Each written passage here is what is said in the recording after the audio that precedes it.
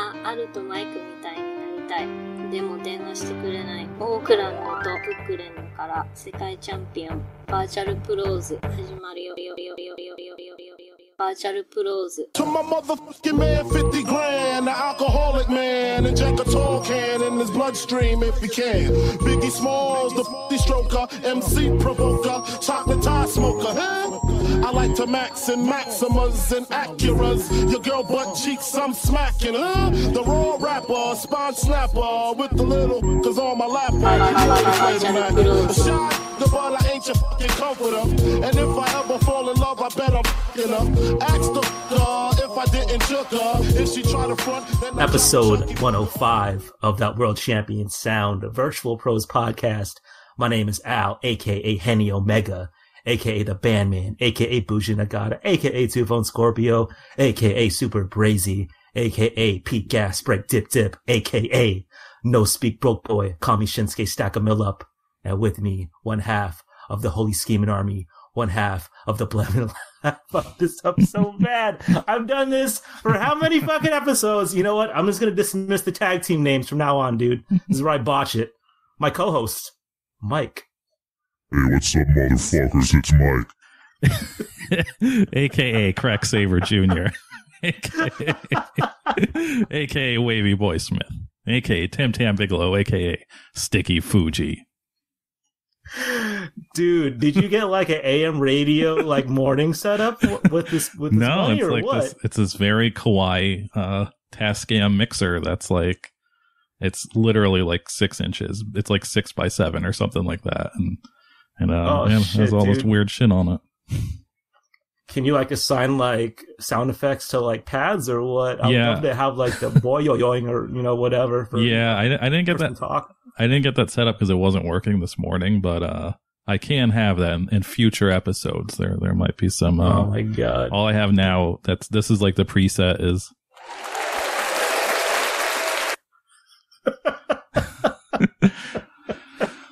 I can't wait. Yeah. I really can't wait. Today's topic: the 2020 wrestling trade deadline. Alan Mike, wrestling GM extraordinaires, wheel and deal, and you, the listener, get to listen in to the phone conversations. Hit us on Twitter and Instagram at the RTL Pros. Hit us on iTunes. Hit us on Spotify. Hit us on, have I said Stitcher like in 2 years? I don't think so. But maybe check Stitcher. We might be on there as well.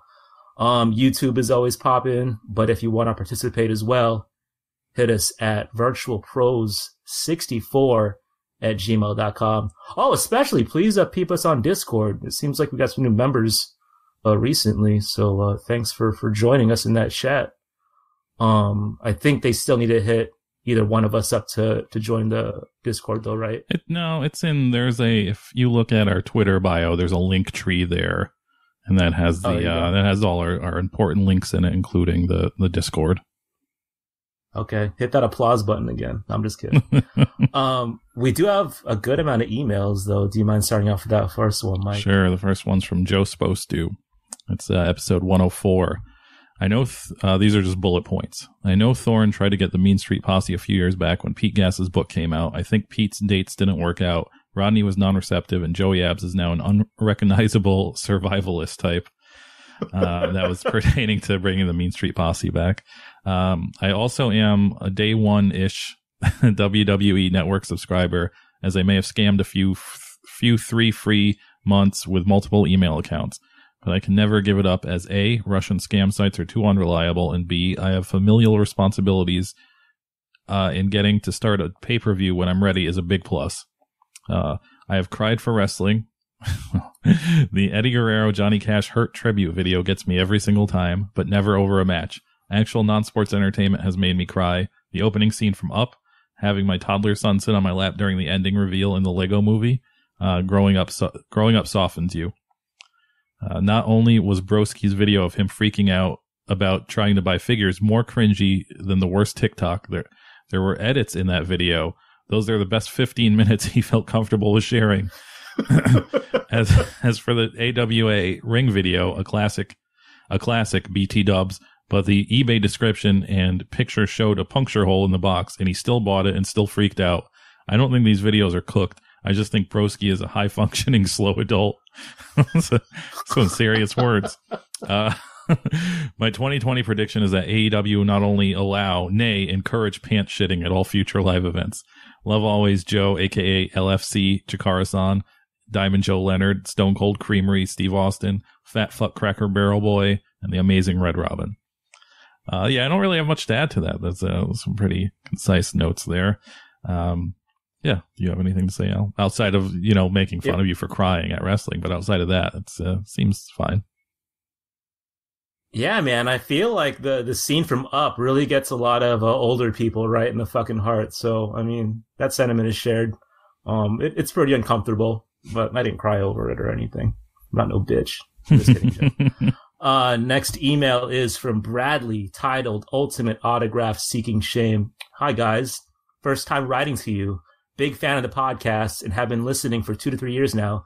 Not to get too into it, but your pod helps a lot due to depression reasons, and you guys cracking me up every 2 weeks. Anyway, I've never written into any of the podcasts I listen to, and I don't use Twitter, so I thought this was the best way.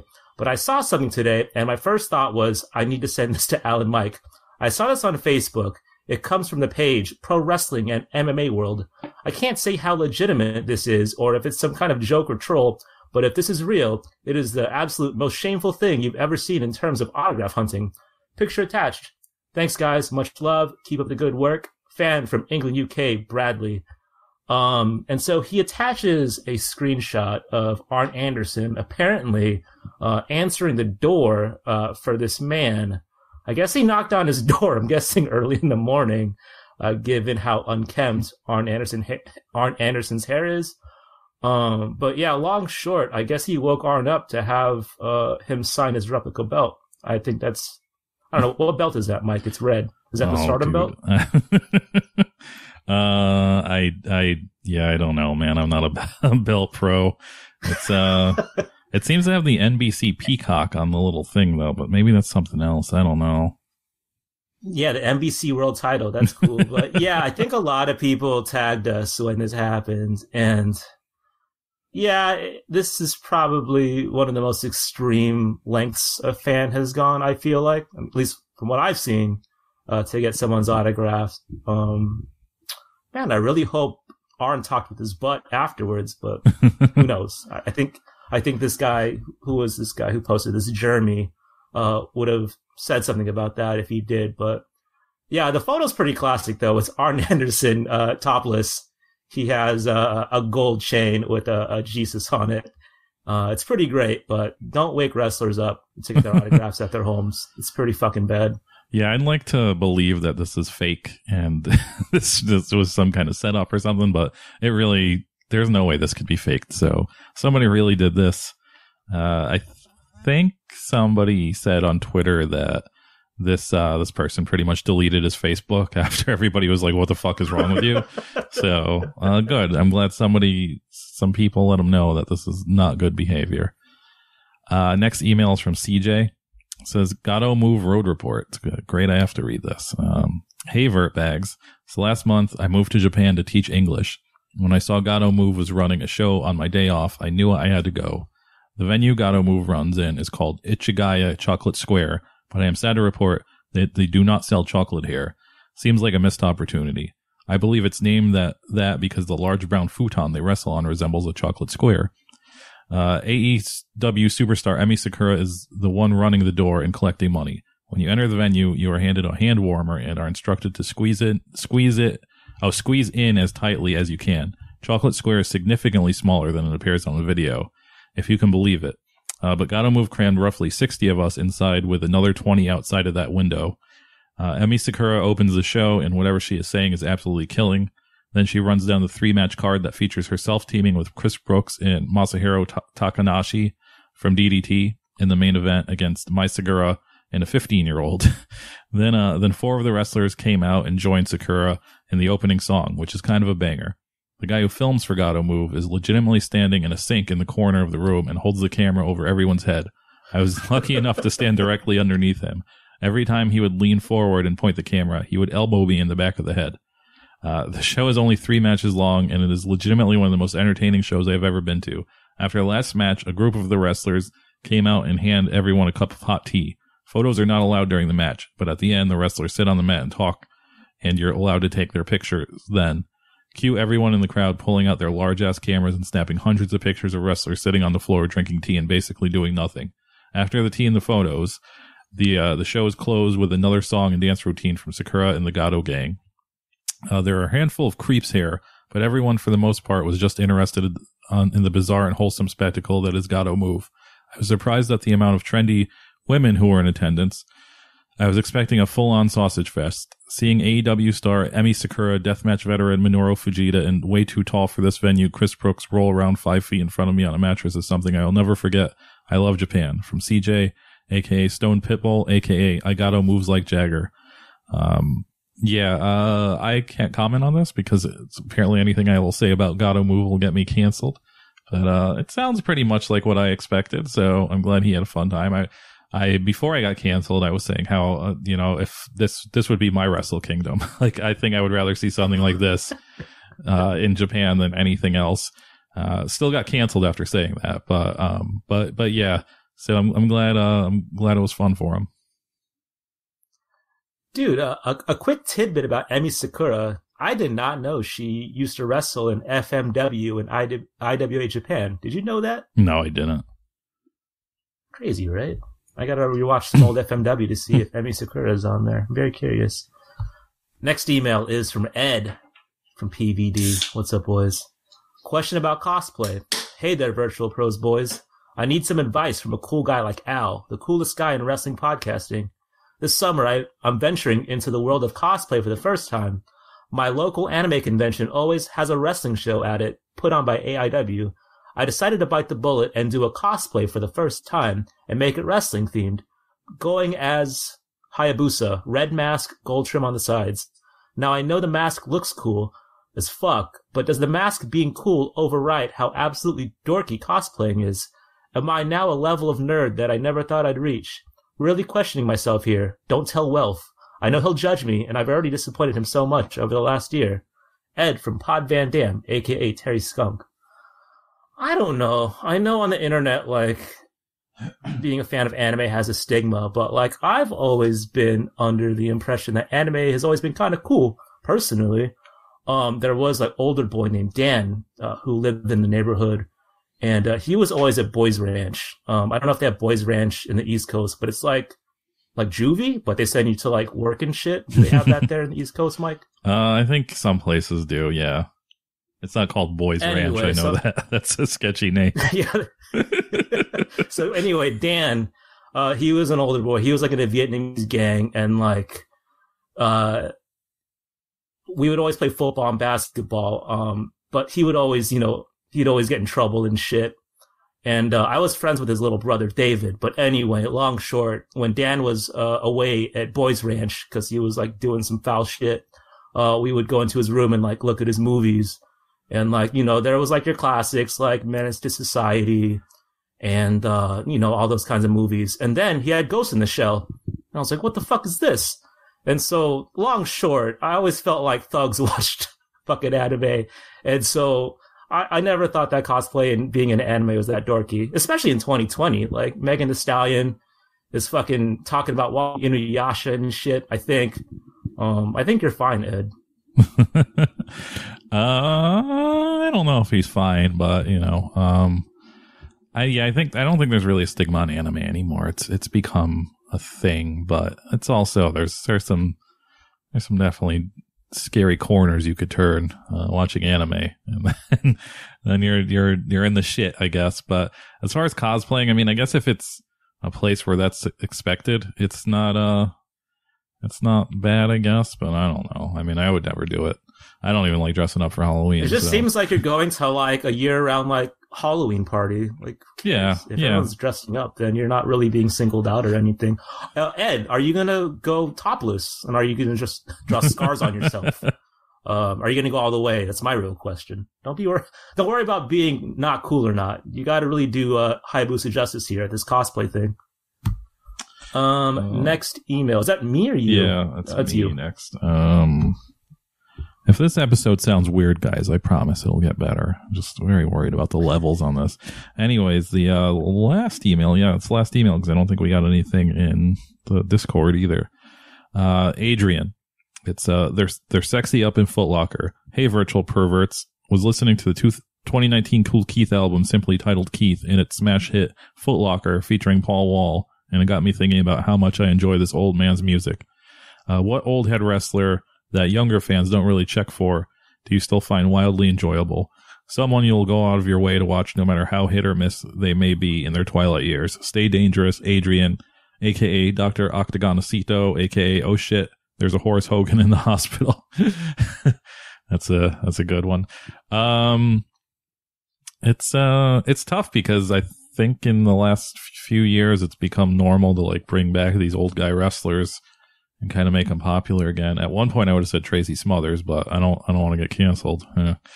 Seems to happen a lot to me. So, yeah, so I don't want to say Tracy Smothers, but he was one of them at one point. I mean, he's dead, so I can't really check up on him now, but I don't think Chris Candido gets as much respect as he should. So I'll always watch, I'm not going to say I'll always watch one of his matches on YouTube, but it's always nice to see one of his matches. But yeah, as far as people kicking around still, I can't really think of anybody that the internet hasn't kind of already made a thing again. Yeah, same thing. I feel like all young dudes on the internet, or young people on the internet, are generally into old people. Yeah. I think Goldberg winning today kind of proves that. People are fucking pumped about that. I don't know if everybody's pumped about that, huh? I would say the majority, though, no? People are pretty pumped about Goldberg, Roman Reigns, if I had to do a study. I guess. I don't know. Maybe just me. That's it. I don't know. Hisakatsu Oya. That's always my answer for old people in wrestling. I would have said Otani, but even the last thing, it became a thing again because they brought him in spring break. Yeah, and he was just at the Liger show. Yeah. I don't know. It's not that weird. If you want to participate, email us at virtualpros64@gmail.com. 2-man scramble time, Mike. Got some things. So recently, it was revealed that Jon Moxley has consulted UFC legend Randy Couture to help with avoiding the feared Judas effect technique. Do you think this plan will backfire on Moxley, seeing as Couture has been brutally knocked out by less complicated strikes? Sorry, I missed the part before less complicated strikes. What did you say? Do you think this plan that Jon Moxley has will backfire on him, seeing as he's consulted Randy Couture, who's been knocked out by Brock Lesnar's pretty rudimentary striking? I know Machida kind of hoed him out with that fucking Steven Seagal kick to the face. But yeah, my question is, do you think this is going to backfire? Yeah, I didn't see this. I guess this was part of they did some kind of pump up show after AEW Dynamite yesterday, and I didn't watch it, but I heard about it. And, yeah, I don't know. I don't know if Randy Couture is really the guy to teach you this stuff, but I guess that's the guy who's willing to do it. So you got to pretend. And it's just like people pretend that the Judas effect is the most devastating maneuver in wrestling. But I do think it'll backfire. I think maybe this is going to be the start of the Jon Moxley, Randy Couture feud, probably, I would assume. Yeah, I think people wanted Randy Couture to wrestle Chris Jericho after this fucking program. But yeah, man, if you want to learn how to rub your face in someone's chest, yeah, go ahead and talk to Randy Couture. That's the perfect guy to talk to. But I don't know, maybe talk to Israel Adesanya or maybe a prime Anderson Silva, someone who's a little more evasive than fucking Randy Couture. Just me, Jon Moxley, but I don't think this is going to work, dude. That Judas effect is going to land. He was also trying to teach him ways to get out of the walls of Jericho, which is pretty fucking funny. Yeah, that was the part that I found funny. It was yeah, dude, Randy Couture, how many times have you been put in a Boston Crab in a wrestling match? Come on, dude. It's a legitimate technique, dude. The return of Put Me on Something. Here we go. So a WWE shop, they recently reprinted the NWO 6-ball shirt. Which I think I'm going to get once I get some sort of really good coupon, maybe a buy one, get one or something.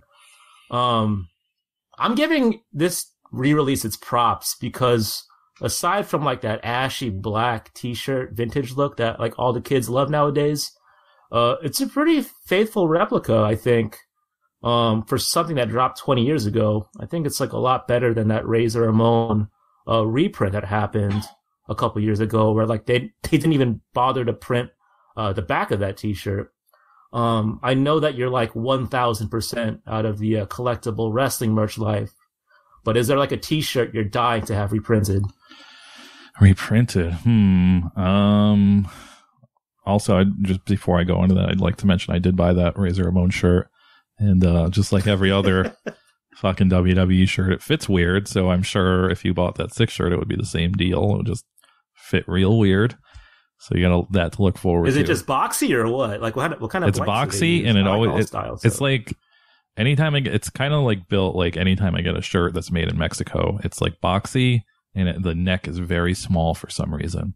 So I don't know. Oh, dude, all my FMW tees, I think their blanks were from Mexico too, and that's right. Like, I already have like a Bobby's World size head as is, so like I really gotta fucking finesse that neck, dude. I know exactly what you're talking about, though. Yeah, it sucks. As far as reprinted, I don't know. I think they've really. I'll give them credit. They've really scoured and really hit all the ones that I think people would like, or at least. I don't even know if they even existed at first. Like they did that Bam Bam shirt. That one I really wanted to get. I never really pulled the trigger on. Of course, the Nasty Boys. And again, that was another thing. I don't think they just did print it on the front, even though it's an obvious all over print. Yeah. So I mean, I think I would have said the Bam Bam one, and they already did it, and I didn't fucking buy it. So. Dude, I look for that Bret Hart Ric Flair Superstars t-shirt all the time, and I know they can't really faithfully reprint it because it has the Federation logo on it, but I would die for that. Outside of that, a Survival Tobita t-shirt. Let me fucking know. I think that guy still does make them, but like, I can't DM him. I don't speak Japanese, so it's really tough. Last topic for Two Man Scramble, for me at least, Fire Pro update. So Suda51, who's a noted weirdo game developer and creator of a personal classic of mine, No More Heroes. His DLC drops today for Fire Pro, and it's a sequel to the storyline he wrote for Super Fire Pro Wrestling Special, where at the end, spoiler alert, the protagonist, he kills himself after finally winning the title. I think you have the season pass, so I think you get this for free. But 1 to 10, how excited are you to play through this? I already played a couple matches today. Yeah, I did the fucking thing where I always underestimate my skills, and I always put a game on the level that's probably below what I should put it on. So I just put this on normal, and it's way too easy still. Yeah. So I gotta restart it and do it again. But it's fine. It's fine for something for free. It like gives you a little more to play in the game. I like that your character is named the Shellac, which is a very weird name that I think probably sounds better in Japanese as a wrestler name, but doesn't really translate well in English. But it's cool. It's cool that it's like a dedicated story. But I also heard that the last DLC they're coming out with is basically like just unlocking the game and making like letting you be able to do anything and make your own moves and all that bullshit.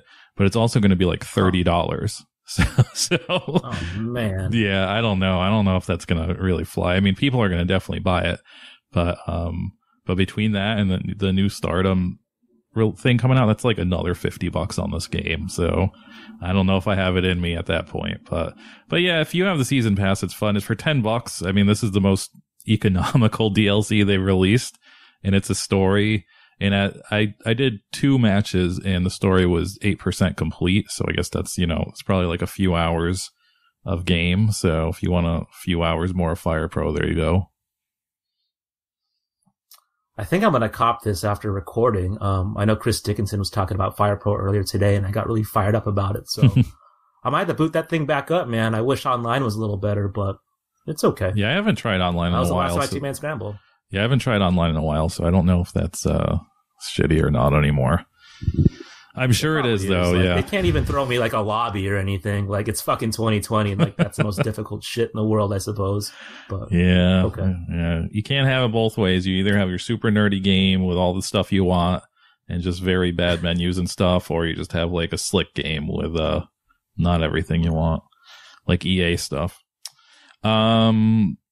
So yeah, my 2-man scramble. The first thing I've mentioned a couple times already is that I did get new podcasting equipment, so this might sound a little weird. So this episode might be a little weird. I'm still learning. Like I hooked everything up perfectly this afternoon, guys, and I was like, this is perfect. It's so perfect. I'm not even gonna shut my computer or anything. I'm just gonna leave it here. And then I came back when my computer went to sleep, so all the USB disconnected or whatever. So I had to plug it back in or whatever, and everything was ruined after that. So this, I don't think this sounds like it did this afternoon. I think the levels are fucked. Hopefully I work the kinks out, but either way, hopefully it sounds more sultry after a while. It sounds better. But and if you guys out there do a podcast and you have listeners, now I have all this new equipment, I'd like to use it on other podcasts. So if you need a guest or something, I don't want to talk about wrestling. Don't get me on your wrestling podcast. I don't ever want to do another wrestling podcast. Wrestling talk is exclusive to Virtual Pros. And obviously now we are going to have to do a Patreon for me to afford this wrestling equipment. No, I'm just kidding. That's not going to happen. It's no big deal. Just tell a friend. That's how you can pay me for buying this extravagant equipment. Just tell a friend that I bought new equipment, so you should listen to Virtual Pros. Okay, and as you heard earlier, there might be some sound effects coming in. I didn't have time to do that today because it wasn't working properly this afternoon. So you might get the air horn. I don't know. I don't think we have any good enough soundboard samples to put in the show or anything like that. So we'll see. We'll see if this becomes a regular morning zoo. Yeah, listeners, write in. Tell Mike that we want to have that Fight Forever chant on deck anytime we make a good joke. Yeah, there you go. Get me some Fight Forever MP3s, and you'll get your wish. There was another big news story in shameful wrestling fans this week. It was a guy who, I guess Kairi Sane posted on her Instagram that she got engaged. She got engaged, and this guy came out of his little mole hole. No, she actually got married. She got married. Oh, I thought she got engaged. Yeah. Oh, so this guy's even way later then. What a dummy. But no, so this guy emerged, showing that he went to at least one meet and greet. I think there's one meet and greet where he proposed to her, and there was another meet and greet where he asked her out on a date. And obviously, when you're put in that situation and you're the person having this done to you, you probably have to play it off and be like, oh, yeah, whatever. Outside of this being a major red flag, I don't think anybody who's not like a little child should be allowed to do this proposal shit. Like, I know I've seen pictures of it when it's like obviously a joke, but this dude was not joking apparently. And so he posted on Twitter this week, like, just this serious incel shit about, how this broke his heart, but, he'll always love her and stuff, like real creep shit. And most, 99.9% of the internet was like, dude, what the fuck? Like, what's your deal, man? You're a fucking psychopath. And then he had the balls to tweet, like, some kind of, like, say it to my face shit. Like, you wouldn't say that to my face. It's like, yeah, dude, we wouldn't, because you're a fucking maniac. You think you could propose to people at meet and greets. And I just want to shout this guy out because I don't think there's a way to bottle this into like a separate, like its own category in the Shame Cup. But, this would be number one. But this would be number one always forever, the winner. Maybe the person to take down airport stalkers. But I would hope this is the only guy that does this. So until it becomes a whole trend, and I really wish it doesn't, I can't really put in the Shame Cup, but he deserves a spot. He gets lifetime membership tickets to the Shame Cup every year because this is just above and beyond shameful. It was just it was a lot to read and just like a real peek into the mind of how terrible some wrestling fans are. I sat in my car Saturday night for like 5 minutes just trying to like work out the kinks to why this guy thought that this was a good idea. I was also thinking about like, has there ever been a time in like world history where like a dude is pulled someone that they were meeting at a meet and greet? I would say no. I don't think that's ever happened, ever. No. So, like, the odds are already stacked against you, dude.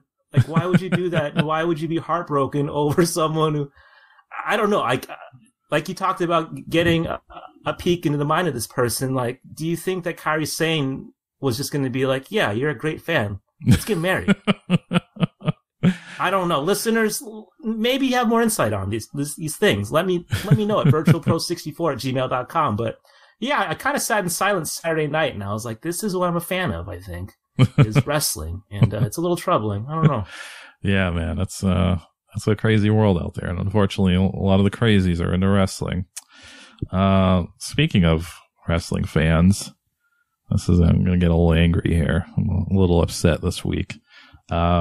Thankfully, I just got word, spoiler alert, that my good friend Dr. Keith came through, and I'm going to be going to the AEW show this weekend. So that's cool. Nice. So thank you, Dr. Keith. Shout out to him. But before that, I was like, I was fine with watching it somewhere. I'm not going to pay $50 for a pay-per-view. That is insane. And there was this bar called the Bear Temple here that showed the last two AEW pay-per-views, which I think there's only been 2 official ones or whatever.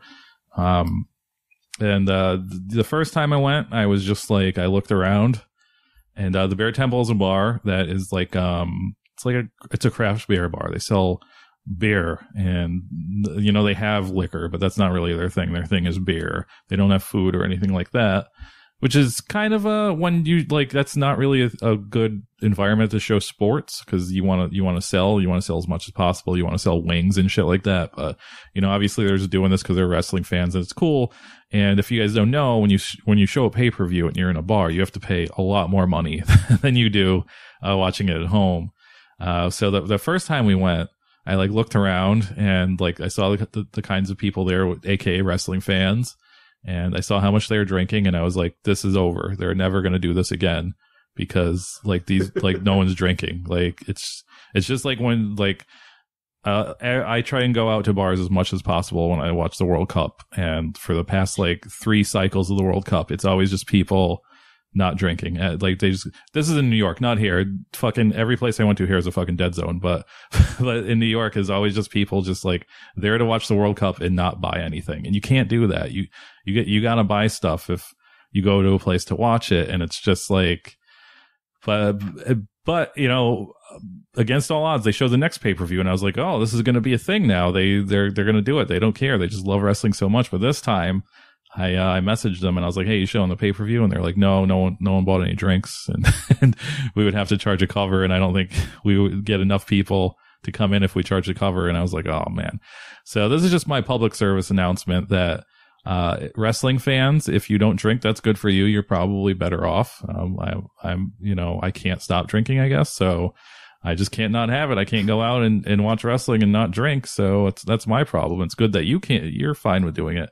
But when you go to a place that sells it, you got to do something, because they're not gonna show the wrestling, and then you're ruining my life, because I was worried that I would have to just watch it like a bootleg version, not go out and drink and watch wrestling, which I enjoy a lot more than watching it on a laptop. So, guys, if you are lucky enough to live in a place where a bar is nice enough to show wrestling on like a pay-per-view on television, which has to be insanely rare to begin with. You got to buy stuff. You can't go there and just drink water. Just leave money somewhere. Leave it on the table. I don't know, but yeah, it's definitely, it'll get taken away. So, I'm glad Dr. Keith came through and saved my life though. So, thanks a lot. I'm shocked that they don't do cover, because like anytime I've watched UFC at a bar, there's at least like a $10 like charge or like gratuity that you have to pay, because I think to show pay-per-views like in a public space like that, it's like $5,000. Yeah, dude. So I would assume like they would get washed if buying anything from the restaurant. Yeah, dude. That's why I was like, if they're not doing a cover, then it's going to be like, this is probably not going to happen more than once. And I'd be fine with paying a cover too, because I know that's how it goes. But even for them doing it twice without charging a cover was crazy. But there was probably like maybe 20 people there to watch wrestling, and that's not going to do it. Like fucking just like a 1:00 football game does more than that. So, I mean, they can show anything and get 20 people in there. Last is my AAW Road Report. I went to AAW Art of War a few days ago, about a week ago now, and I just wanted to talk about it. So for the past, and it's gonna get bad, just so you guys know. I'm not gonna hold back here. I'm shooting, guys, but no. So for the last year, so AAW, just making sure I'm pronouncing it right.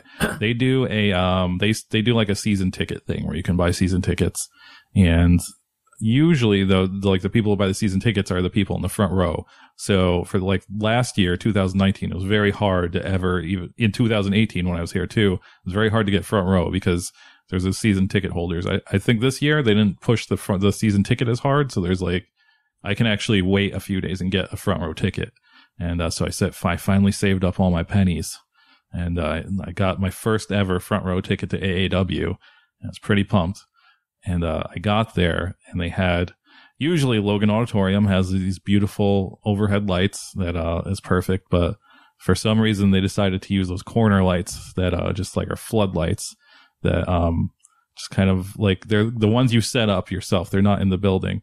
And CZ, like there's sometimes I see CZW, they have them like Freelance uses them, and they just like shine right in your face. And I just wish they could have waited like one more month for me to not have a front row seat to do this, because it was like, and plus it was just like, I don't know why you would hide that building. Maybe it looks better on film when you're like filming it if it's dark in there, but it's one of the few wrestling venues that doesn't look like a creepy dump.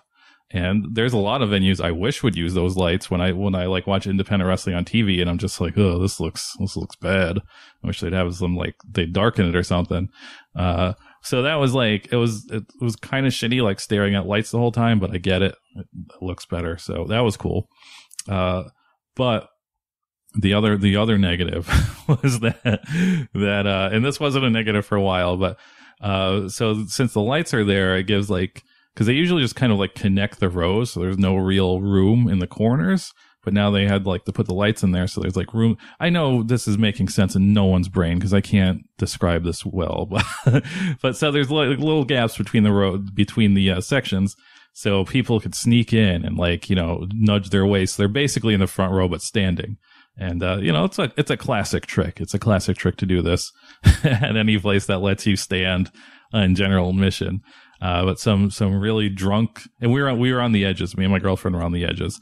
So we're like, you know, right near the lights. And, so this drunk girl does it. So my girlfriend's on the actual edge. I'm one seat in, and she's fucking drunk off her ass. She is just like cheering and screaming. She's wearing a shirt that's too small for her, so her belly's hanging out. And like, I would just like look over every once in a while and see like how horrified my girlfriend was by this. And it was funny for a while because I was just like, oh, this isn't happening to me. So it's happening to another human being. So it's hilarious. If it was happening to me, I'd be freaking. You didn't even bother to switch, Mike. What a gentleman! Oh no, she'd rather be there anyways. But you know, after a while, like, cause she kept on like kind of bumping into her, and after a while, my girlfriend was like, "Stop fucking touching me!" And so like, she was like, "Oh, sorry," and she backed up, and she just did it like 5 inches away from her. But for it was for a long time, for 6 matches, this woman was just like being a drunk asshole, like throwing her body over the guardrail. So she was almost like falling over it. And I was just like, man, I really hope she cracks her head. Like, I really want to see this. And that's why I was just like, I was dealing with it, but it fucking sucked, man. So like, I don't know.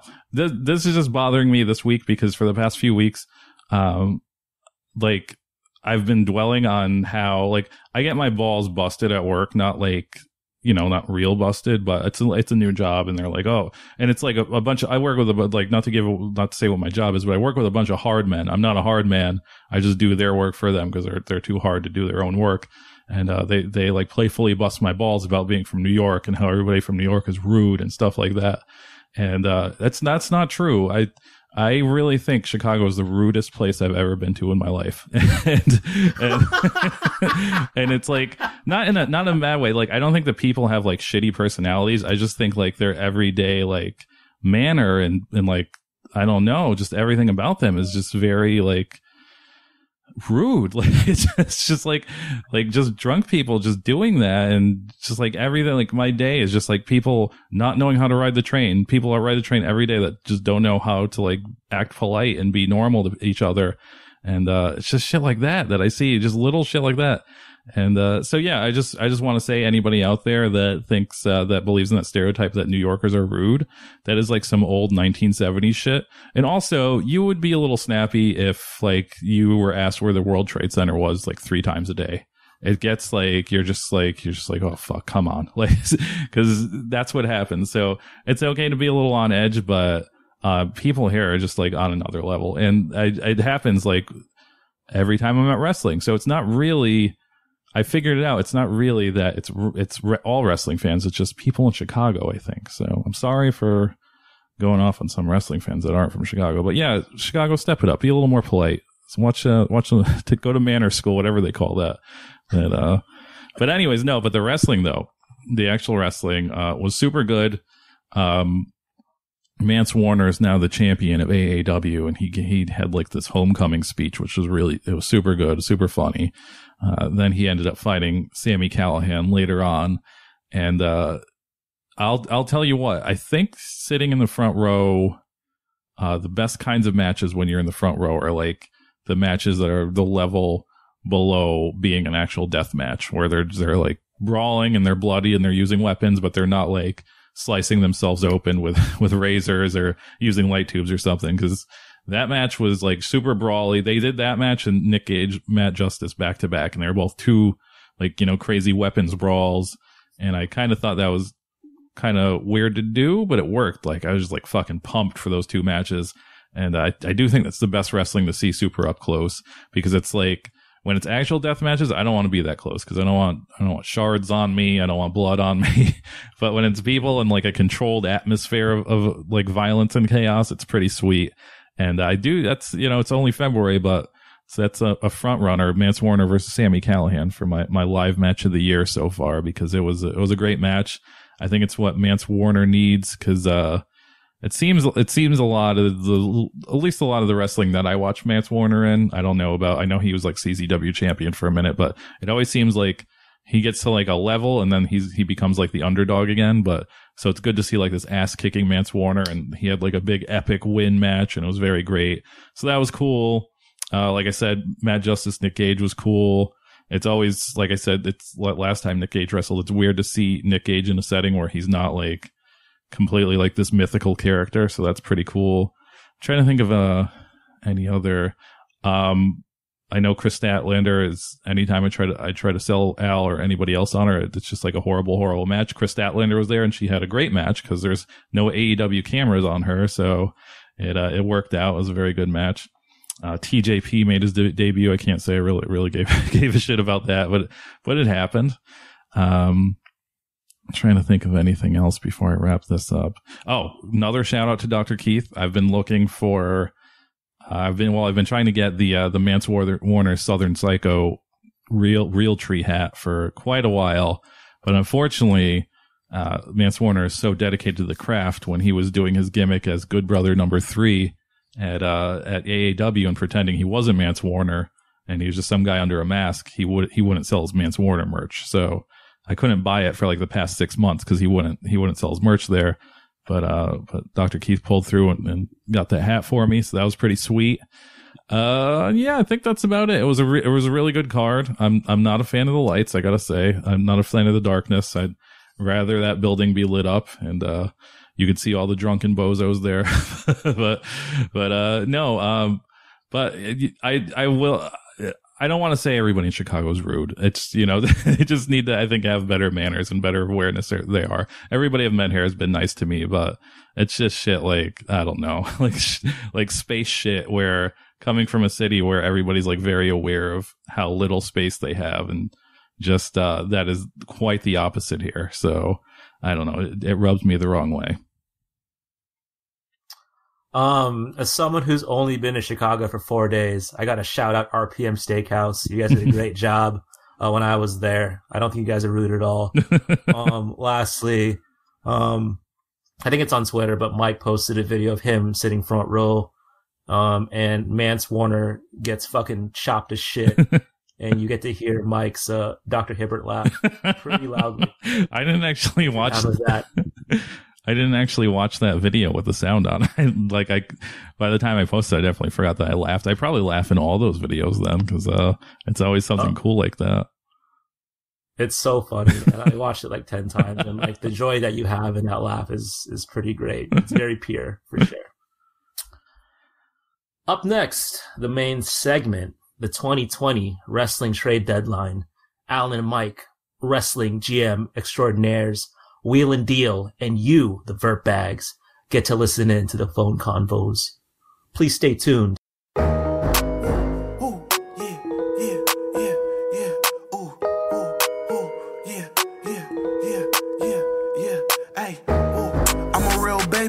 Fuck it, pull up with the real play joy. Young bathing ape foreign, not a scrape boy. If he speaking on me, that's how you know we ain't boys. Beat up the block, hear the bass in my car. Bitch, learn how to act in the face of a star. Drinking my cup and some gas in my car. All I hear is my shit in the streets, I go hard. On my timeline, I see niggas sneak dissing. Won't reply, I'm too lit on my cash mission. New Brabus Benz lifted 4x4 transmission. Stay out that man business, can't understand snitches. With big racks in my hands, if the cash are out, I need the max amount. Then I got basketball friends, cause I ball just like them, never tucked away. So I be outside like camping the rich. I got stamped, I go up like a ramp, I go up by myself. Niggas left me for dead. And we're back with Virtual Pros episode 105. So today's segment is, I guess, a sequel to an episode we did, I think, last year. So this idea kind of stemmed from the NBA trade deadline and all the hoopla that surrounds that. I'm not sure what the Bulls did. Did they make any significant moves this year? No, definitely not. No, they didn't do anything. The Kings got rid of Trevor Ariza, which is pretty sweet because we got Kent Bazemore. He's been kind of a revelation. We got rid of Dwayne Dedman, who was horrible.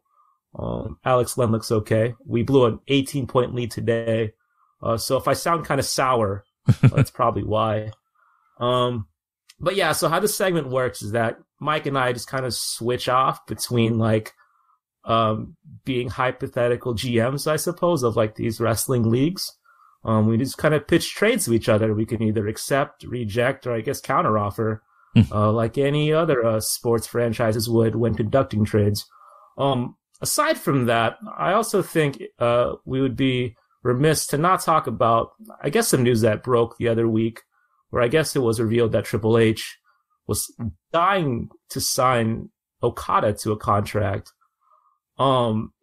Hypothetically, if you're Harold, if you're Gato, if you're Kidani, what would you want from Triple H in order for you to send away Okada? I don't know. I mean, they can definitely get AJ and Nakamura back, but it'd probably have to still be more than that. It's kind of unfair because they don't. I mean, the not anymore, but at one point, the highest heights you could reach as an American in Japanese wrestling is just being like the angry foreigner. And the WWE has a lot of people that would fit that role, but I don't think they'd have anybody to replace Okada. I don't even think Okada really moves the needle if they got him, right? Like, yeah, no. So say he goes on NXT, like, he's going to have him wrestle Adam Cole? Like, yeah. I'll watch it, but after that, what are you really going to do with him? I mean, yeah, it would be pretty sweet for me going to Evolve and seeing Okada, fight fucking Babatunde or something in Evolve, and I'd be like, man, Okada's like 2 feet away from me. It sucks for him, but it's pretty sweet for me. I mean, I get the dream matchup of Okada versus Tino Sabatelli, but other than that, like, I would need like 10 people for Okada, I think. Yeah. I'm not sure. But anyway, I'll start off with, I guess most likely the least likely trades, I suppose. So last episode where we did this, I think Mike had like a goodwill trade where we sent Kenta home, and sure enough, he went home, which is great.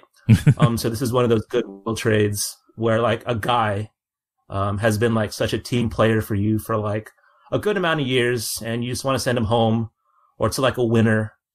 And if you saw this bump on SmackDown last week where he took a fucking power slam onto a grand piano and he just starts leaking as a result. I mean, like, this guy, let's just send him home. I would want an asset back since I'm giving you a pretty huge star. So here's my proposed trade, Mike. I'm sending you Shinsuke Nakamura back to New Japan. All you got to give me is Juice Robinson and Carl Fredericks. Would you do this? Yeah. I think one of my trades kind of involves the same kind of reasoning where WWE loves people that have failed once and want to come back. So they would probably have a big boner for Juice Robinson. And from what little I've seen of Carl Fredericks, it does seem like he's gonna be a guy. So he's a prospect, and I think my trade coming up is very similar to this one. So it's the same mentality I had. So yeah, I think I would take this trade. You're up next. Okay, my one, which is very similar, a little more wacky, I guess. Matt Riddle in NXT right now. He pretends to be a young man. He looks like a young man, but in real life, he's 35 years old or something like that. He's not a young man. It's very clear that WWE does not see what I think a lot of fans see in him as a guy who would probably be like a main event guy. And, he's in a joke tag team now, and that seems to be what he's going to do. So, I mean, at very best for him, he's going to go up to NXT or WWE and be like, pay his dues or whatever for 2 more years. So maybe he'll be a big guy by the time he's 40 or something like that. And that's just kind of ridiculous. So I think he needs to get out of there. And I had a very similar trade with Al saying, but with AEW, where I think Matt Riddle can go there and, be a top guy immediately. And I had 3 people in mind for a trade from Matt Riddle from AEW. One is Trent. That fits the he's failed once, but now he's back sort of thing. The next is Wardlow, who's not really a guy in AEW yet, so it'd be fine to trade him, and he's kind of a big guy, and they love the big guys. And the last is Chris Statlander, who's, let's pretend for this sake that she has like a real AEW contract, because I don't know what her deal is, because she's also in AAW, so I don't know exactly what her deal is, but let's for this. And that's just kind of to get Chris Statlander out of the AEW women's division, where I think she could flourish better in the NXT women's division. So what do you think of this trade? So Matt Riddle for Trent, Chris Statlander, and Wardlow. That's all you want? Those 3 for Matt Riddle? Yeah. I'm driving all 3 of those to the airport immediately to get that trade. You're out of your mind. You got to realize, Mike, that we're in competition. You're going to give me that much for that little? Oh my God. Shake my hand right now. No, I'm saying you're taking this if you were AEW. Oh, absolutely. Okay. Matt Riddle, I think he could be like a main event guy, and I don't think any of those 3 that you're getting back can be that for you. Why wouldn't I do that? Yeah, I don't know. Trent Beretta's going to main event TakeOver? You crazy? I in know. The women's division, I don't see Chris Statlander being that high, personally. I think I don't think it's such a steal as you think it is, though. But yeah, sure, it worked out. I like that. I like this trade a lot. Here's one where you might shut down, but we'll see. Speaking of the AEW women's division, I do think one of the criticisms of AEW so far is that their women's division is pretty thin. And I'd agree with that sentiment if you were to compare their roster to WWE's or NXT's. So I'm kind of feeling like a prime Danny Ainge as the Celtics GM here, with the wealth of assets that I have, with the NXT women's division. So I think this trade, really benefits us both. So I'm NXT. I'm sending you Dakota Kai, Toni Storm, and Kaylee Ray. And you, Tony Khan, Mike, send me the Lucha Brothers. Deal or no deal? Toni Storm, Kaylee Ray, and who? Dakota Kai.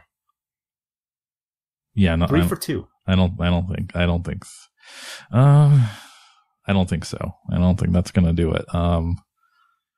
I think Kenny Omega is in charge of the ladies division, and I don't think that's a lot of non-Japanese people you're pitching, so I don't think that's going to work in the AEW women's division. So you would have to throw in at least I guess she's not in NXT though, so I was going to say throw in a Kairi. Who'd you want?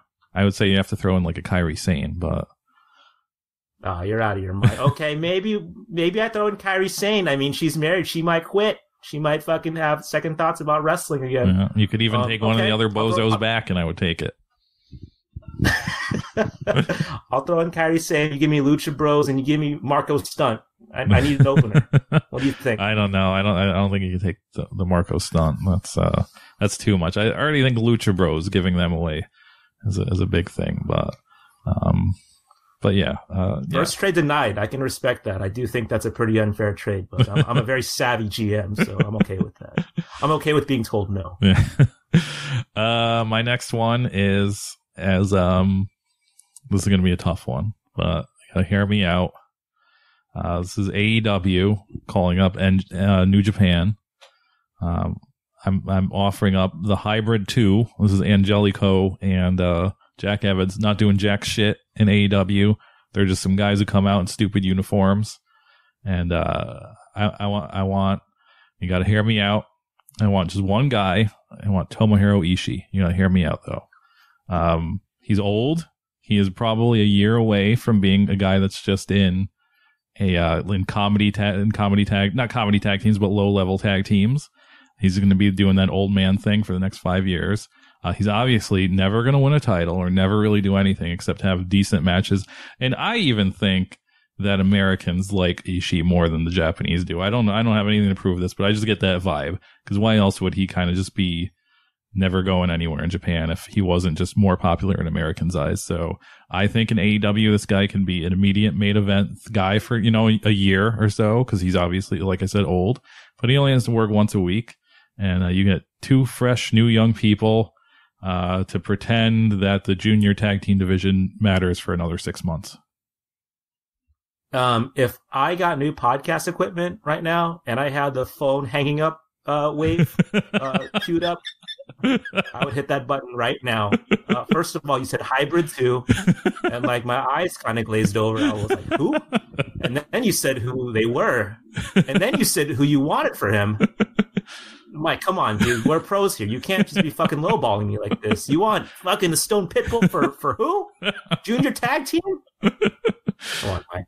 We're setting a bad trend here, a bad vibe here with these trade talks. I don't know. They're heartthrobs in Mexico. They got to be heartthrobs in Japan too. I think it would work out. Get that lady, all those ladies in the seats. I think it would work out. You will have fucking Arn Anderson and Ishii under the same umbrella, dude. You'll be too powerful. I can't fucking do that. I can't do that. There's no way. No chance. My last trade. You got to hear me out here. All right. I'm Triple H, and I'm calling you Tony Khan. I need some talkers. I need some personalities for my show, Mike. And I need them bad. And AEW, they had me kind of bent over a fucking barrel here. We got fucking Cody. He's making grown-ass men weep in their seats. You got Chris Jericho, I guess, talking that shit, delivering some of the best promos of his career. You got fucking Santana with JR 2 episodes ago. That was super good. You have a lot of good talkers in spades, Mike. So I think you can afford to lose one. And I'm giving up a lot here. So what do you think of this trade? I send you Adam Cole and the rights to 2 future NXT Performance Center picks. That could be fucking Matt Justice. You never know. You send me MJF. Deal or no deal? Huh. Well, that's a tough one. I don't think I could do it. I think I would say to call me back in about a year. I'd say call me back in about a year and see where we're at. He's a little too young right now, I think. Yeah. But Adam Cole, that's a good. I think he would fit really well in AEW. He would probably be a top guy immediately, but I don't know. I don't think I could do it right now in 2020. This was my Bianca Belair for Mako Satomura pick, where I made you look like a fucking fool last year, and I think you see right through it, Mike. You know what you have in MJF, and I respect that. Okay, I have the spiciest one now. This is another one where initially you're going to be like fuck off, but when you think about it, it's like you're getting the better deal here, and it's a simple 1-for-1, but it's very weird. It's WWE calling up the UFC and saying, listen, Okay, I'm Dana White. I'm Dana White right now. Yeah, okay, you're Dana perfect. White. And I'm saying I will give you Mauro Ranallo, one of the best MMA commentators ever, who seems to be very weird after coming to NXT, but very good in mixed martial arts. You just give me Alistair Overeem. Like, what's he have? Like a year left before he's going to Bellator and just doing like clown matches? And he would, he'd be a huge hit. I get an immediate, like 2 good matches, like SummerSlam and WrestleMania matches, and you get 20 years of legendary commentary for a guy you're going to throw away in maybe a year. This is tough, Mike. Alistair Overeem is a broken down piece of meat. I get all that. I fucking get all that. And we're not really in competing markets, so I mean, I guess I don't care. You get that money run back between Alistair Overeem and Brock, which is fucking sweet. However, I'm very worried about the dynamic between Mauro and one Joe Rogan. I think it might be too much. I think it's too much to handle. But it could be exciting too. But who's gonna be the B-side to that commentary team? I don't see Joe Rogan backing down. Yeah, that's true. It's not my problem to figure out, though. My other one was like, if that was just completely off the table, I think this is a little more fair. But if I called up Bellator and asked for Roy Nelson, and then I think that would be good for Bellator. You would put Roy in NXT? Or just straight to the fucking show? I mean, obviously, he would have to go straight to the show, but he'd have to go straight to the show. I think that's a bad deal for WWE, though, because Roy Nelson does not have the body they look for in their MMA boutique fighter, so... Dude, a Roy Nelson Otis tag team was pretty sick in my head, but I mean, like, Roy Nelson was like relevant like 10 years ago. Yeah, that's WWE's window. That's about their window, so... Did you hear that Tito Ortiz is in the Performance Center these days too? He can't wrestle in WWE though. He's too broken. Like, he can actually die wrestling, I think. I don't know, man. I gotta watch this Undertaker AJ Styles match in a couple of months. You might be surprised who they let wrestle. That was the 2020 trade episode. I loved it. Hope we do this forever. Next up, though, is the mixtape with John Gresham, Brian Alvarez, Ultimo Dragon, and Shockwave the Robot. Please stay tuned.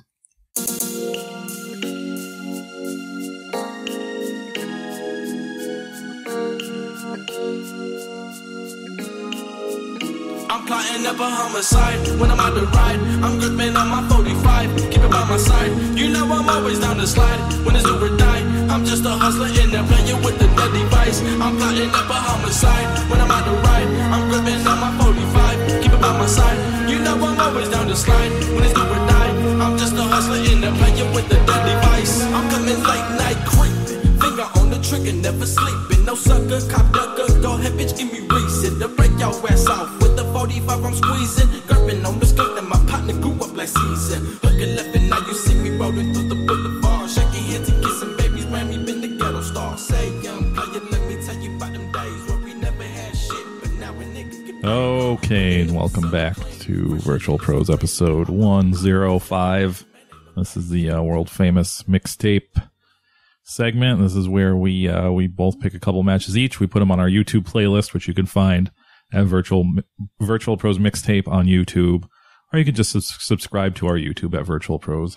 I don't think you actually get notifications, but you'll have it there. You'll just have it for whenever you want to watch it. But yeah, and then we talk about them here. So if you want to follow along, go to that YouTube. But my first match of the night, and I picked this week. I again picked 2 matches from last year's WrestleMania weekend. I think at this point, I've picked every single match that has ever happened at last year's WrestleMania weekend. So I promise this will be the last time we talk about matches from this fucking weekend. But this is from Bloodsport. It's Jonathan Gresham versus Masashi Takeda. This was recommended by somebody, and I was like, this, I guess, is a good time for me to be able to discuss why I don't particularly care for the Bloodsport. That's the only reason I wanted to watch it, because I otherwise did not have any desire to watch it, but I figured this would be a good time that I could talk about it. And I think this was a match that would generally people liked a lot. So it was a good to give it a fair shot. I also wanted to mention that Kevin Gill does commentary on this, and it is no secret that he's not a guy that people like doing commentary on the old internet there. And it's kind of one of those things that's weird because people really love GCW, so they don't want to completely be like, man, this sucks. But he's not a well-liked guy, and he kind of has the attitude of, I'm living my dreams. I don't care about the haters. I'm living my dreams. And it doesn't quite always work like that. Like sometimes you have to improve on your dreams and be better at them. Like if it was my dream to play basketball or play any sport professionally, I can't do it. I don't think it's going to happen for me. I don't think I was genetically made to play basketball for I don't know, the Philadelphia 76ers. So I can't just be like, I'm living my dreams. Well, it's okay. Pass it to me. I got it. I'm living my dreams. That's never going to happen. Sometimes you have to actually be good at something, like, and not just be a dreamer. So it's one thing to be bad, but it's another thing to be bad and be kind of a dick about it. So I don't know. Try and improve, Kevin Gill, if you're listening to this. But with that said, not too bad at this show. He doesn't do a bad job at commentary. I don't know who the other guy is, but that helped. They both seem kind of excited about this.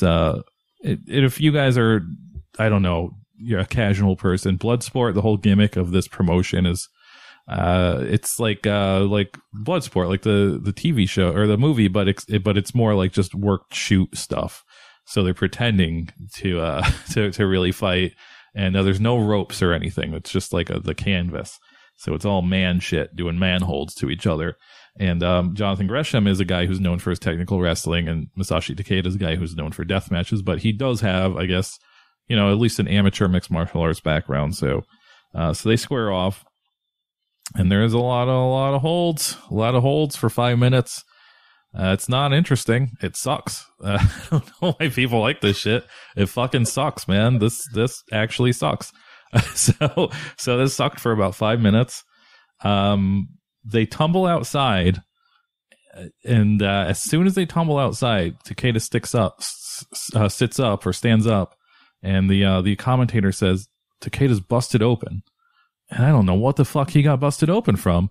It was like he literally just tumbled out of the ring, and that was enough.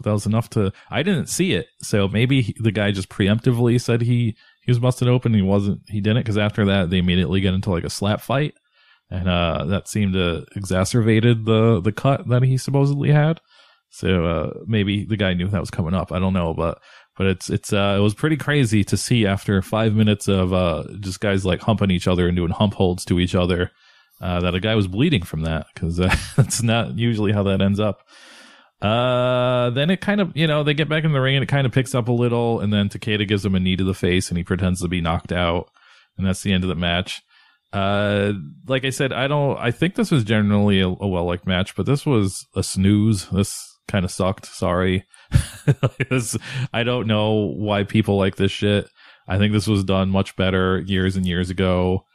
And it's just, I don't know, it's not my thing, man. I liked Bloodsport the first year when it was like wacky shit. Like it was work shoot, but also wacky shit. This like straight up men pretending to wrestle men and just being like kind of okay at it is just, it's not for me. Fucking tough crowd over here. Personally, for me, like, I can absolutely buy into this no holds barred matchup between John Gresham and Takeda. John Gresham is a small man with perfect technique versus a brawler man in Takeda with like an 80-pound advantage here. I watched UFC 2 and 3, and the first one even. So I'm with the program. Hoist Gracie, come on the show sometime. I did think it was like a nice change of pace to see like Takeda not throw himself on knives, as his wrestling chops are on full display here. And he's pretty good at it. At least I thought he was. I think he does have an MMA background. Oh, yeah. So just the style of wrestling. Just so you guys know, I don't mean they suck at wrestling. I just mean watching it sucks. Like, I hate watching this shit. I think they're both great wrestlers. I just don't want to see them do this shit. Yeah, so like this style is like not foreign to Takeda at all, and like John Gresham as usual, he's just showing you like how wrestling moves should look like in a textbook. So that's always cool to see. With that said, I couldn't really tell, how Takeda got busted open. His eye looked kind of swollen to me, but maybe he just has that, like, Nick Diaz forehead tissue where, like, if you just tap it, you just fucking leaks. I mean, I think So he it has might be that. I think he has that tissue on a lot of places on his body, so that's probably true. Yeah, that might be it. I thought the last couple of minutes were great. I thought it was okay. My first match of the night is Ultimo Dragon versus Rey Mysterio Jr. War. It's a crush night, 12/13, 1996. So Mysterio, he's challenging for the crown, that Ultimo currently holds. And I think for the photo alone, I think it would have been worth it to have Mysterio win, just to see how funny it would be to have 8 belts, such a tiny man. They should have just had him win it for that reason alone. So I picked this matchup based on who was in it, obviously. And Mysterio has on the iconic Spider-Man mask, which is also in WCW World Tour. That's sick as hell. Wrestling-wise, I thought that they got a lot of, like, really good shit in for, like, under 11 minutes. Most notably, Ultimo fucking folding Rey on a powerbomb, and Rey responding with probably one of the quickest moonsault presses I've ever seen in my life. Like, Rey's knees hit Ultimo Dragon in the chest so fucking hard that, like, one of the ringside photographers, he stopped shooting, and then he starts laughing and smiling on some, like, what did I just fucking witness type shit, which is great. I guess the World War III matchup that happened between these two is a little better. So maybe I would rewatch that if I didn't fucking cancel the network. But I thought this match was pretty good. What'd you think? Yeah, this is this match, as Al alluded to, Rey Mysterio is wearing a Spider-Man mask, and it makes me wonder that if at one time it was very common, at least in Mexico, probably not in America, but maybe America too, if it was very common to have a place that sold many different bootleg Rey Mysterio masks with, like, prints he's actually worn and just shit that's made up that they're just saying, like I don't know, like a Gucci one or something like that he obviously never used. And it seems like there'd still be a market for this. So if you're into making bootleg wrestling masks, I think people need to do this with the Rey Mysterio mask again. Do all the superhero characters, because his new mask sucks. He must choose to wear that weird half mask that he wears, and I don't get it. Maybe it's probably more comfortable, and he's probably like, I don't really give a shit, but I don't know. Like that, I think that old mask would really sell if you just started making wild prints of it. But that's not my business, but it would be good. Speaking of that, this is all revealed. They're doing like this kind of backstage interview with each guy before the fight. And Ultimo Dragon's in his casual wear, which is like a corduroy cord, or not a corduroy, a fucking turtleneck cord sweater, and a possible actually corduroy jacket. That might have been corduroy, and it's a really weird look for a man in a mask. Just be all cozy in his turtleneck sweater.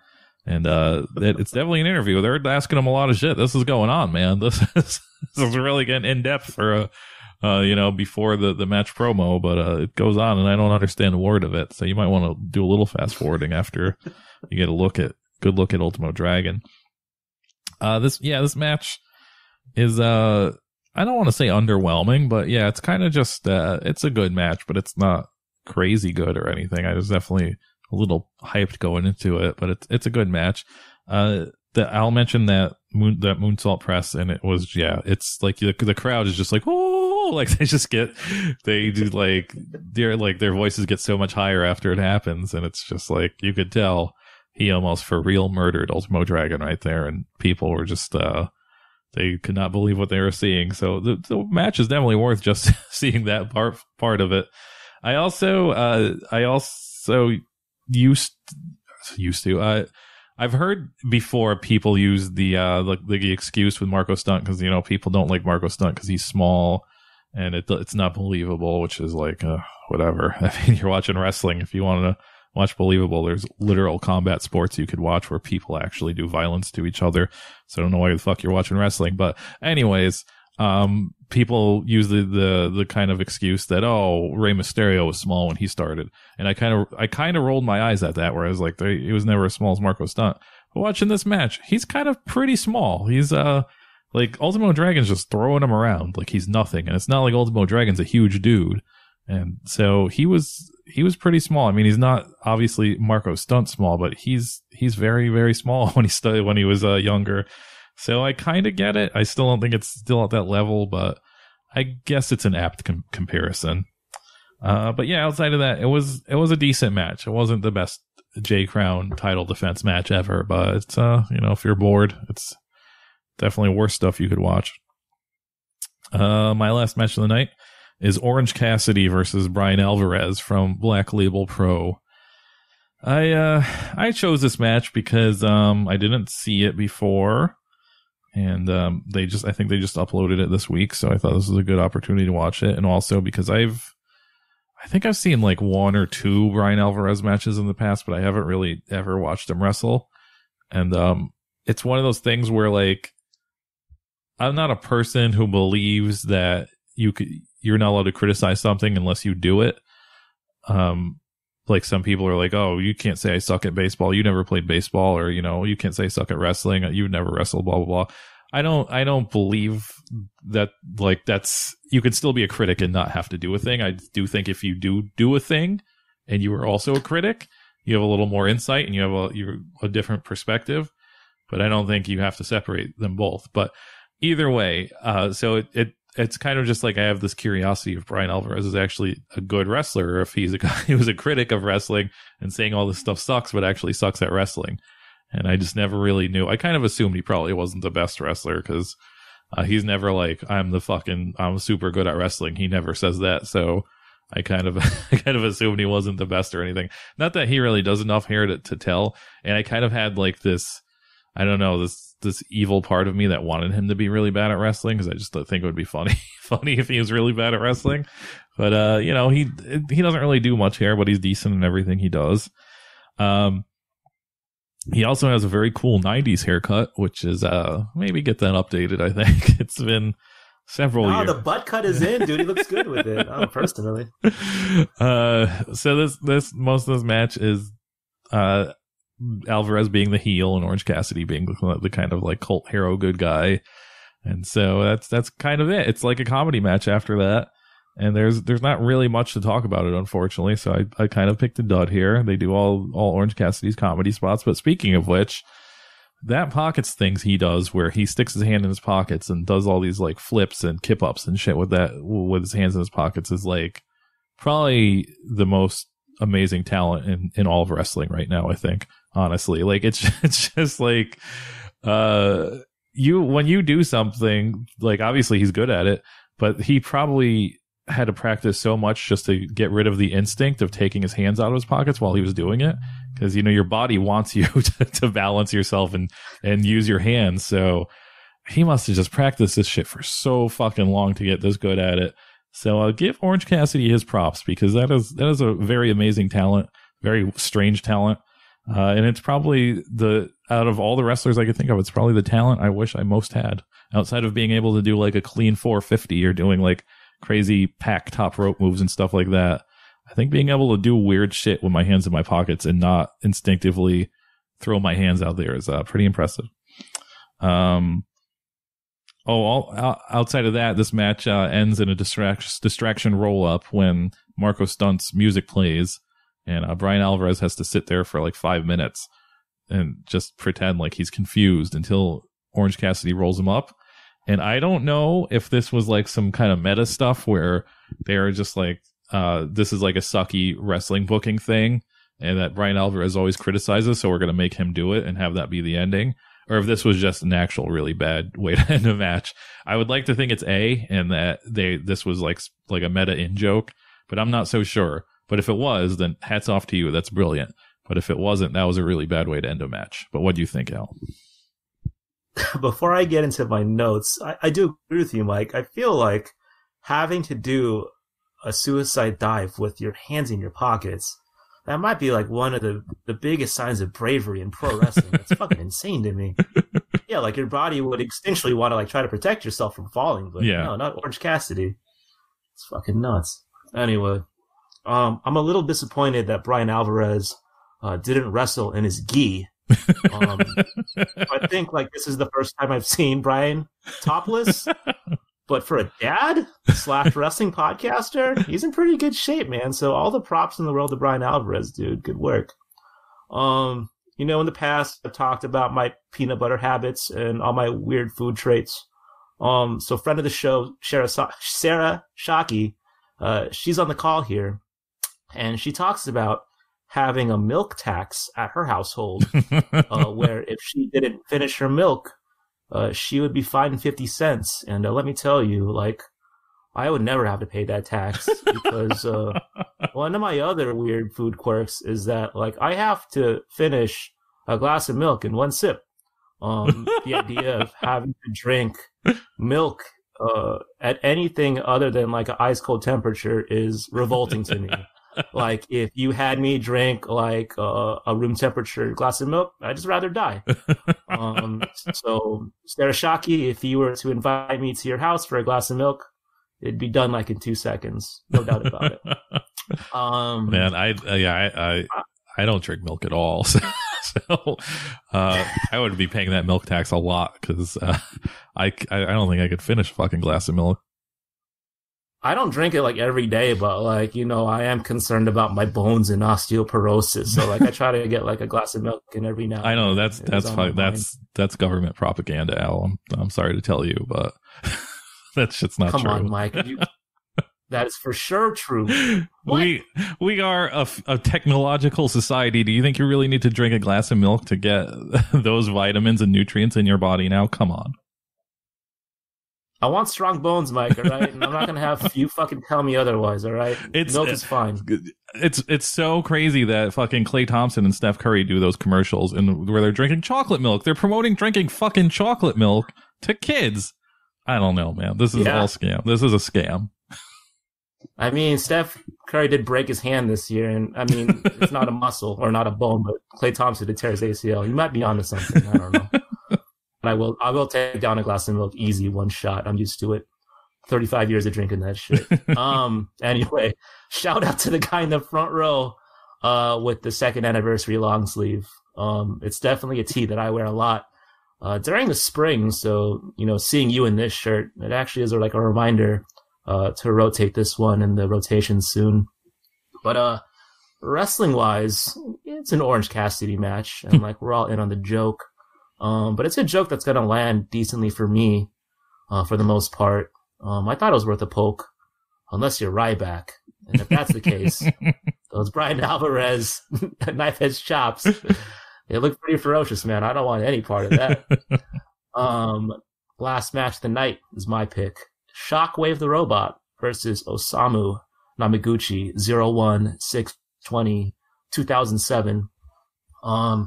I think this might be the first 0-1 match that we reviewed on the mixtape, the 5-year mixtape, which is a little surprising given our love for Otani. But here we are. It's pretty obvious as to why I picked this. It's a fucking Decepticon versus a fucking normal ass human being. So I'm expecting to see some pretty murderous offense. But instead, I get some guy doing some pop and lock subway shit intermittently, and then like doing drop toe holds. Like, what the fuck? You're a robot, dude. Like, I would, like, program myself to be, like, I don't know, how to have every move programmed in my body. A drop toe hold? It's fucking crazy. I guess, like, Shockwave does take his gear off before the match, maybe to even it up, to make it fair between him versus a human being. But he kind of wrestles like a bitch. If anything, Namaguchi, like, he gets way more offense in on a robot than he should. So like this whole illusion is like kind of crumbling by the second as I watch this. The match is pretty short, but I'm a little upset that I didn't get the robot beating that I was expecting. I think that guy's still wrestling. Like I looked his name up on Google, Shockwave the Robot, and like his page is like very Angel Fire, a lot of animated GIFs. I think like the table setup is like something I learned as a junior in high school in HTML. I can probably do that right now. But yeah, I think this match was like an overall mild recommendation. What'd you think?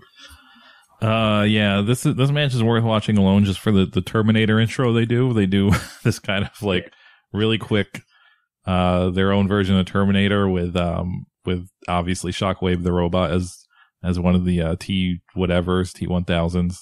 And then they have Osamu. I think it's Osamu come down like the Terminator all naked into the streets, and it's a pretty loving recreation in a 1 minute of the Terminator. It's pretty good. Also, Shockwave the Robot, and he does still wrestle, and he's American. When I was younger, I always thought Shockwave the Robot was Japanese because it's a very Japanese gimmick. It's not. I don't know. It just seems very Japanese, but it's not. He's American. He still wrestles. But he comes out, and I guess I never put two and two together that Shockwave as in Shockwave from Transformers.